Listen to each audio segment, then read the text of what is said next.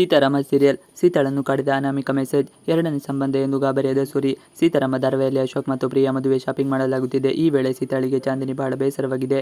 ಸಿಹಿಗೆ ಮದುವೆ ಅಪ್ಪ ಗಂಡ ಹೆಂಡತಿ ಎಂಬ ವಿಚಾರದಲ್ಲಿ ಒಂದಷ್ಟು ಅನುಮಾನ ಹಾಗೂ ಕುತೂಹಲಗಳಿವೆ. ಅಂಕಲ್ ಮತ್ತು ಪ್ರಿಯಾಳನ್ನು ಪ್ರಶ್ನೆ ಕೂಡ ಮಾಡುತ್ತಾಳೆ. ಅಶು ಅಂಕಲ್ ಬಳಿ ಮಗುವಾದ ಮೇಲೆ ನೀವು ಪ್ರಿಯಾ ಆಂಟಿನ ಬಿಟ್ಟು ಹೋಗುತ್ತೀರಾ ಎಂದು ಕೇಳುತ್ತಾಳೆ. ಈ ಮಾತನ್ನು ಕೇಳಿದಕ್ಕೆ ಇಬ್ಬರು ಶಾಕ್ ಆಗುತ್ತಾರೆ. ಸಿಹಿ ಮಾತಿಗೆ ಬೆಚ್ಚಿದ ಅಶೋಕ ಪ್ರಿಯಾ. ಅದಕ್ಕೆ ಯಾಕೆ ಹಾಗೆ ಕೇಳುತ್ತಿದ್ದೀಯ ಸಿಹಿ, ಪ್ರಿಯಾ ಆಂಟಿಗೆ ಪಾಪು ಆದ ಮೇಲೆ ಮಗು ಮತ್ತು ಪ್ರಿಯಾ ಇಬ್ಬರನ್ನು ಚೆನ್ನಾಗಿ ನೋಡಿಕೊಳ್ಳುತ್ತೀನಿ ಎಂದು ಹೇಳುತ್ತಾನೆ. ಪ್ರಿಯಾಳ ಇಷ್ಟು ಬಿಡುತ್ತೀನಿ, ನೀನು ಯಾಕೆ ಹೀಗೆ ಕೇಳ್ತಾ ಇದ್ದೀಯ ಎಂದು ಕೇಳುತ್ತಾನೆ. ಆಗ ಸಿಹಿ ಅಪ್ಪಂದಿರೆ ಹಾಗೆ ಅಲ್ವಾ ಎಂದು ಹೇಳುತ್ತಾಳೆ. ಆಗ ಅಶೋಕ್ ಅಪ್ಪ ಹಾಗೆಲ್ಲ ಬಿಟ್ಟು ಹೋಗುವುದಿಲ್ಲ ಎಂದು ಹೇಳುತ್ತಾನೆ. ಸಿಹಿ ಮನದಲ್ಲಿ ಅಪ್ಪನ ಬಗ್ಗೆ ಇರುವ ಭಾವನೆ ಬದಲಾಗುತ್ತೆ ಎಂಬುದು ಕಾದು ನೋಡಬೇಕಾಗಿದೆ. ಅಶೋಕ್ ಹಾಗೂ ಪ್ರಿಯಾ ಜೋಡಿಯನ್ನು ನೋಡಿ ಸೀತಾ ಮತ್ತು ರಾಮ್ ಮದುವೆಗೆ ಒಪ್ಪಿಗೆ ಕೊಡಬಹುದು ಸಿಹಿ. ಚಾಂದಿನಿ ಎಂದರೆ ಸಿಹಿಗೆ ಹೊಟ್ಟೆವರಿ. ಇನ್ನು ರಾಮ್ ಜೊತೆ ಕ್ಲೋಸ್ ಆಗಿ ಮಾತನಾಡಲು ಚಾಂದಿನಿ ಪ್ರಯತ್ನಿಸುತ್ತಾಳೆ. ಇದನ್ನು ಗಮನಿಸುವ ಸಿಹಿಗೆ ಇಷ್ಟವಾಗುವುದಿಲ್ಲ. ಅಶೋಕ್ ಪ್ರಿಯಾ ಹಳದಿ ಶಾಸ್ತ್ರ ಮೆಹಂದಿ ಶಾಸ್ತ್ರದ ಬಗ್ಗೆ ರಾಮ ಬಳಿ ಚಾಂದಿನಿ ಮಾತನಾಡುತ್ತಿರುತ್ತಾಳೆ. ಇವರಿಬ್ಬರು ಮಾತನಾಡುವುದನ್ನು ಗಮನಿಸುವ ಸಿಹಿ ಬೇಕಂತಲೇ ಬಂದು ಡಿಸ್ಟರ್ಬ್ ಮಾಡಲು ಯತ್ನಿಸುತ್ತಾಳೆ. ಸಾಧ್ಯವಾಗುವುದಿಲ್ಲ. ಬೇಕಂತಲೇ ಐಸ್ ಕ್ರೀಮ್ ಚಾಂದಿನಿ ಬಟ್ಟೆಗೆ ಮೆತ್ತಿ ಅವಳನ್ನು ಅಲ್ಲಿಂದ ಕಳಿಸುತ್ತಾಳೆ. ರಾಮ್ನನ್ನು ಅಪ್ಪಿಕೊಂಡು ಖುಷಿಯಾಗಿರುತ್ತಾಳೆ. ರಾಮ್ ಮೇಲೆ ಪೊಸೆಸಿವ್ ಸಿಹಿಗೆ ಇದ್ದು ಯಾರಿಗೂ ಬಿಟ್ಟು ಕೊಡಲು ಇಷ್ಟಪಡುವುದಿಲ್ಲ. ಅನಾಮಿಕ ಮೆಸೇಜ್ಗೆ ಬೆಚ್ಚಿ ಬಿದ್ದ ಸೀತಾ.